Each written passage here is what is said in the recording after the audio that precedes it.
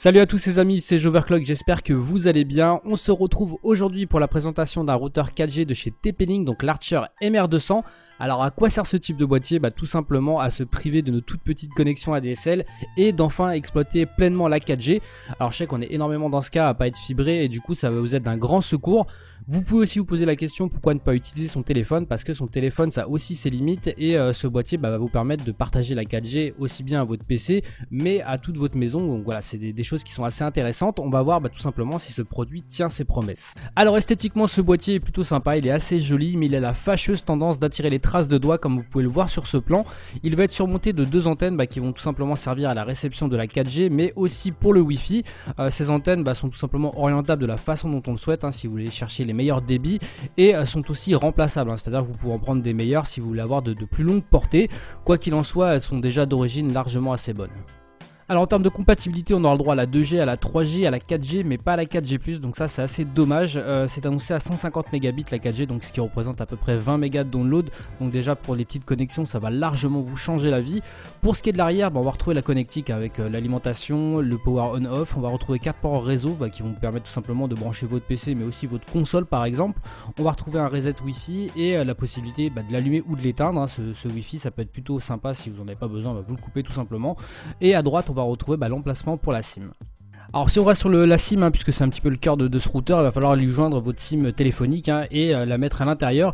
Alors ce qui est plutôt sympa, c'est qu'ils ont fourni avec des adaptateurs nano et micro SIM, ça vous permet suivant la puce que vous avez de la faire fonctionner sans problème de compatibilité, ça c'est plutôt agréable. Et comme vous voyez, le matériel capte aussi bien la poussière que ma table basse, ça c'est assez dommage. Sinon on va y retrouver lorsqu'il est allumé des LED d'activité, tout simplement avec la présence de la 4G, la présence du Wi-Fi par exemple, ou si vous êtes en filaire ou non. On va y retrouver aussi des petites barres pour voir justement comment vous captez et essayer d'optimiser un petit peu ça.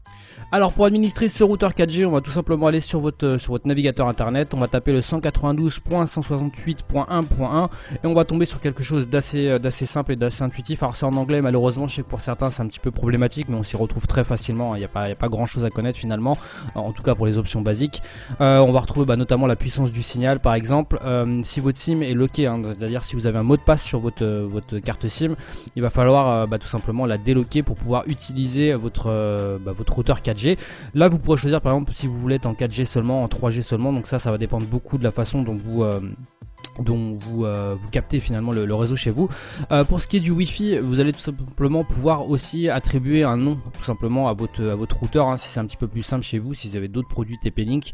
Par exemple vous tapez seulement routeur 4G et comme ça voilà, vous le reconnaissez un petit peu plus simplement, vous sauvegardez en tout cas et la chose est faite. Après voilà, il y a énormément de petites options qui sont assez sympathiques, le contrôle parental notamment.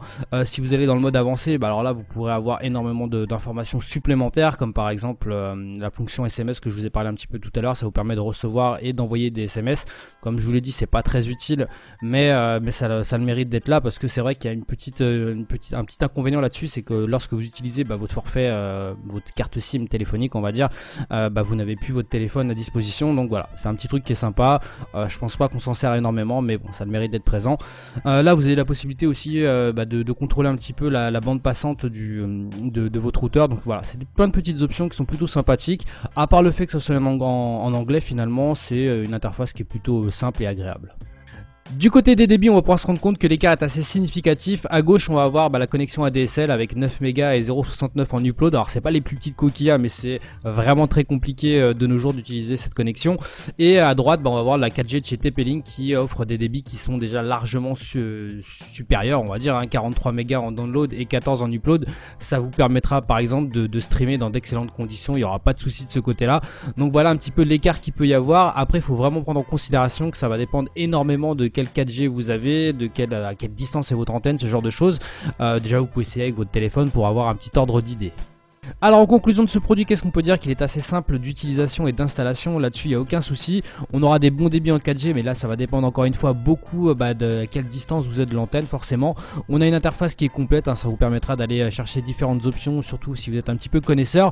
Pour les points négatifs, on pourrait parler de l'absence de 4G+, de la matière qui est assez salissante avec les traces de doigts ou la façon dont elle capte la poussière. Et d'un autre côté, on pourrait aussi parler de l'interface qui est en anglais et qui pourrait peut-être poser Et voilà les amis, c'est terminé pour cette vidéo sur le MR200 de chez TP-Link. J'espère que ça vous a plu en tout cas. Si c'est le cas, n'hésitez pas à me laisser un petit like, à partager cette vidéo. N'hésitez pas à me dire ce que vous pensez du produit en lui-même. Est-ce que vous, ça pourrait vous intéresser? Et n'hésitez pas à me dire si vous avez des connexions qui sont vraiment pourries comme moi, ça va me rassurer.